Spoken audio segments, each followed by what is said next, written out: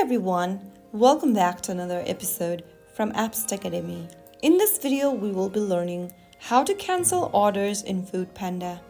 To cancel an order in FoodPanda, first of all, open up the FoodPanda application on your mobile device and log in.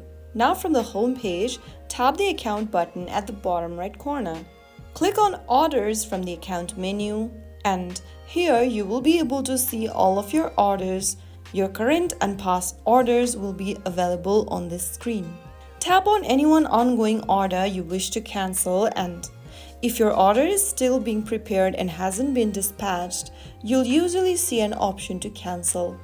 Tap on Cancel, and then you will need to select a region for your cancellation. After confirming, you will then be able to cancel the delivery from FoodPanda. So that's how you easily cancel orders in FoodPanda. If you found the video helpful, don't forget to like, share and subscribe. I'll see you in the next episode.